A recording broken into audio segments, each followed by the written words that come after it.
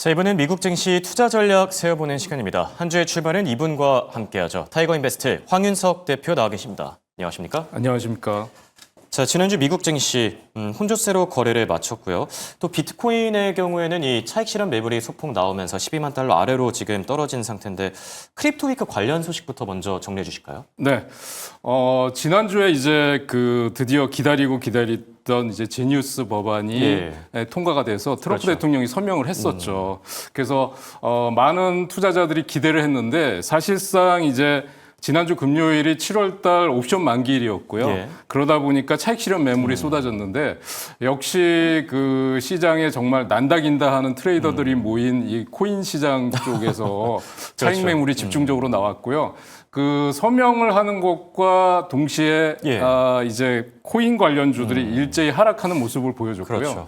하락폭도 뭐 3에서 5% 가까이 좀 크게 나타났습니다. 그래서 이 지금 코인 관련주들 이제 실제로 보면 이제 코인을 직접 거래하시는 분들은 네. 24시간 이 시장에서 거래가 되는데요. 지금 보면 시총 1위인 비트코인도 12만 3천 달러 신고가를 찍고 나서 지금 예. 11만 8천 달러 정도까지 네, 내려온 맞습니다. 것 같아요.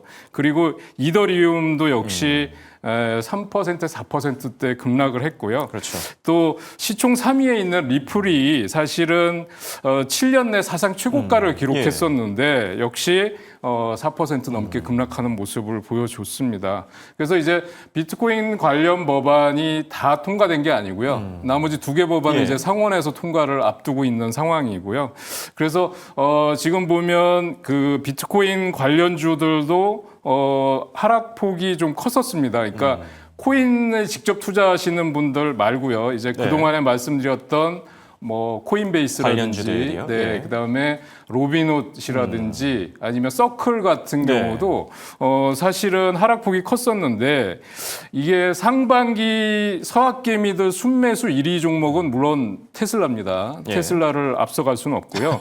네, 그 2위 종목이 서클이었어요. 그렇죠. 예, 그런데 상반기 2위 종목이긴 하지만 6월 15일부터 7월 15일까지 한 달간을 보면 1위인가요? 서클이 1위입니다. 대단하네요. 순매수 1위고요. 예.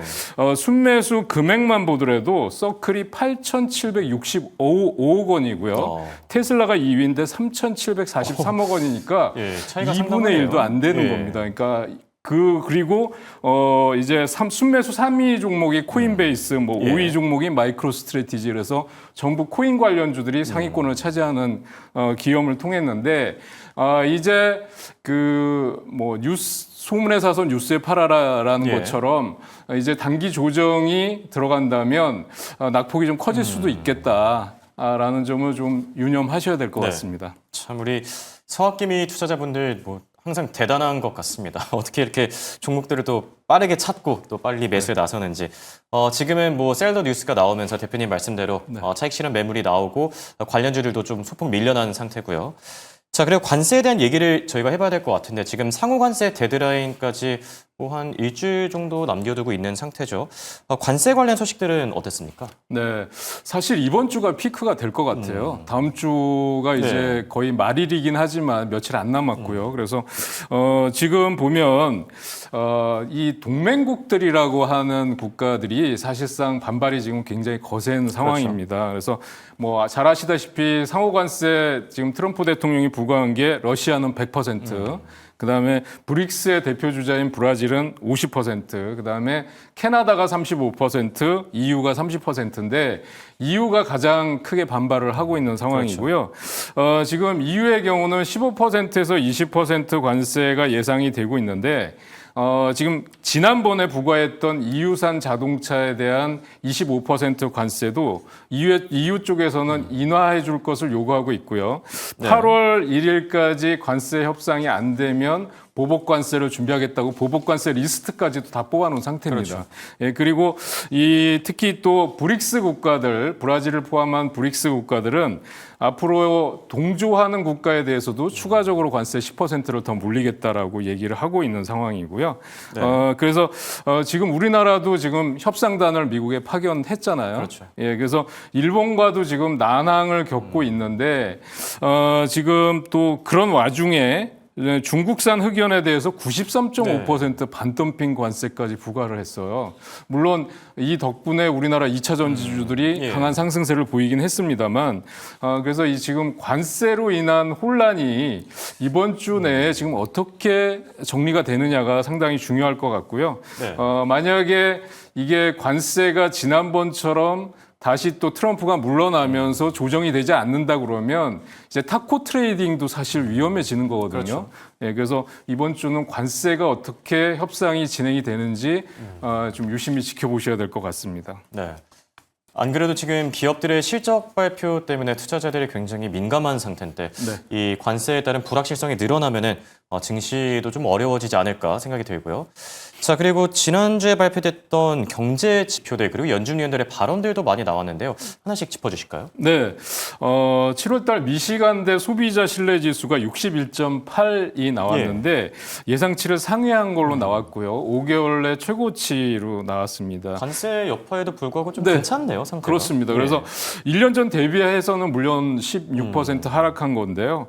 그래서 이게 지금 관세를 아직 그 소비자한테 전가시키지 않고 있고 기업들이 이거를 부담하는 쪽으로 가고 있는 게 아닌가라는 얘기도 나오고 있고요. 또 기대 인플레이션도 떨어지는 모습이고요. 5년 기대 인플레도 지금 떨어지고 있어서 소비 심리가 점차 회복세를 보이는 게 아니냐라는 또 긍정적인 전망도 나오고 있습니다. 그래서 좀 지켜봐야 될 것 같고요. 그래서 이 지금 국채 금리가 물가 안정으로 인해서 하락세를 보인다는 것도 반가운 소식이고요. 그동안 10년물, 30년물이 또 강세를 보이면서 시장 불안을 지금 가져왔었잖아요. 그래서 인플레 불확실성이나 관세로 인한 이런 부담 같은 거는 여전히 시장을 짓누르는 요인이 되고 있다라고 말씀드릴 수 있을 것 같습니다. 네. 확실히 경제 지표들을 뜯어보면은 미국 경제 참 대단한 것 같습니다. 관세 충격이 상당하다고 했음에도 불구하고 뭐 지난주에 발표됐던 CPI, PPI, 소매파목 다 강한 상태잖아요. 미국은 걱정할 필요가 없네요. 뭐 그런 생각이 들기도 하고. 자, 종목 단으로 넘어와 보면은 지난주에 테슬라가 또 어려운 장에서도 3% 정도 강하게 뛰어줬는데요.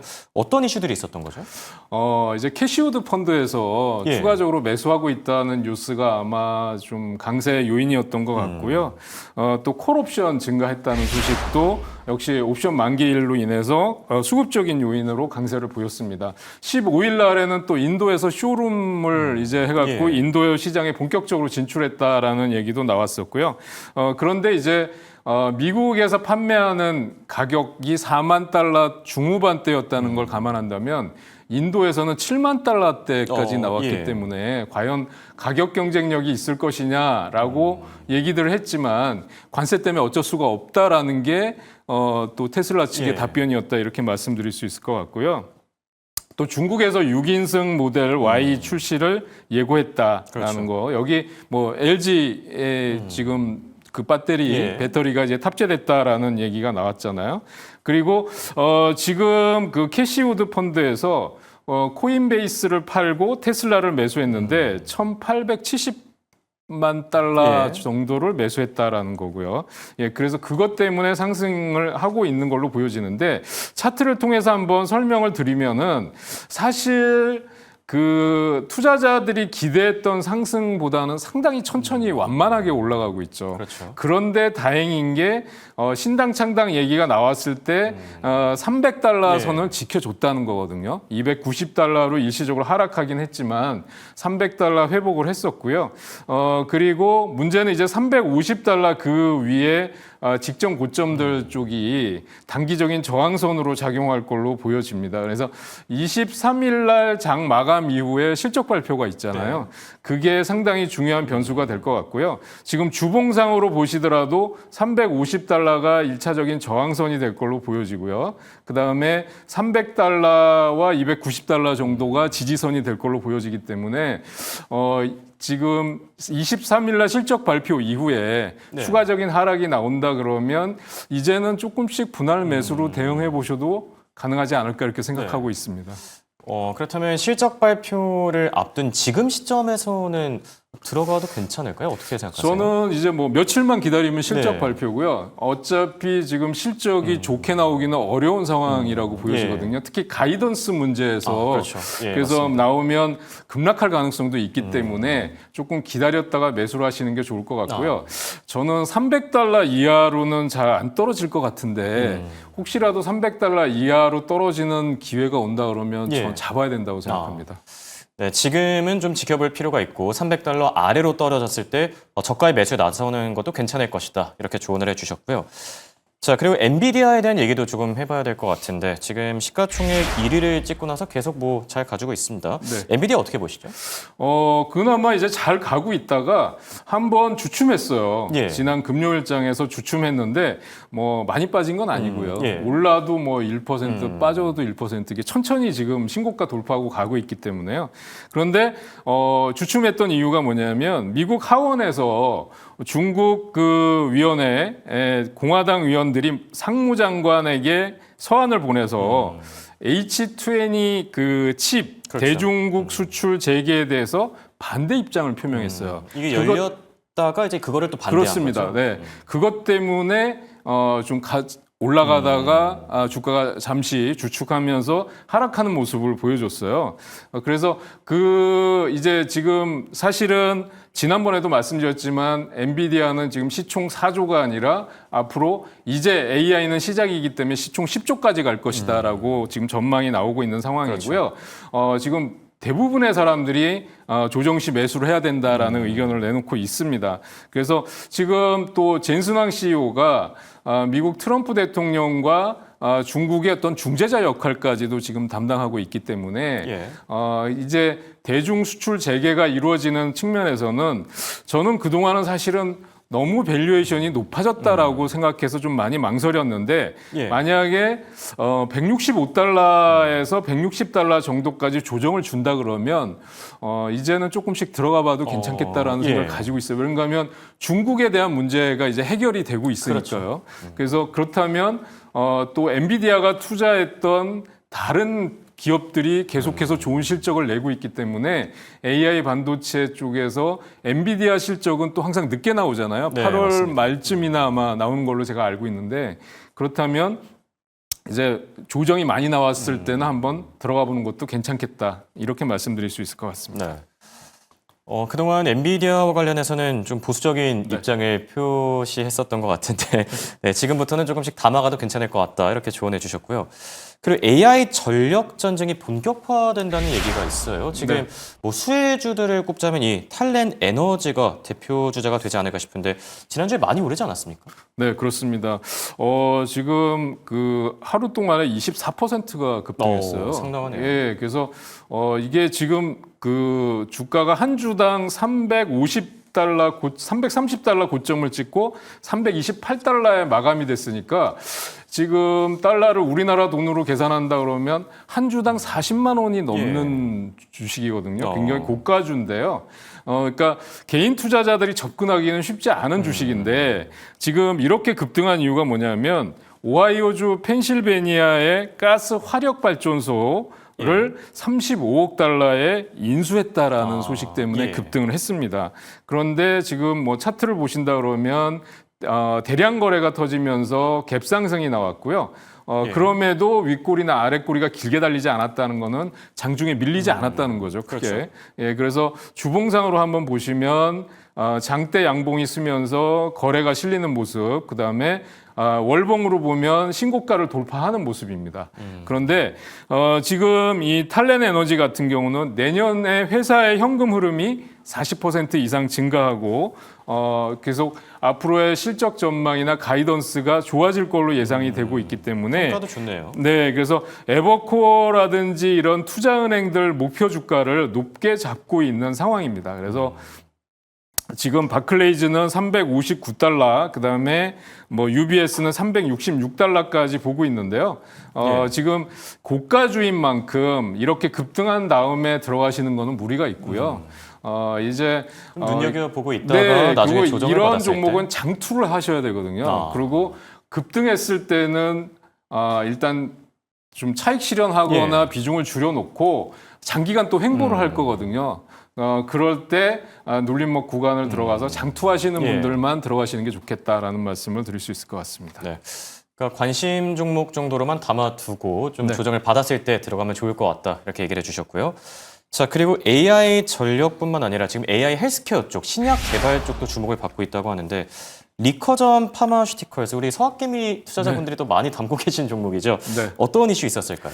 그 상반기 서학개미들의 순매수 10위 종목입니다.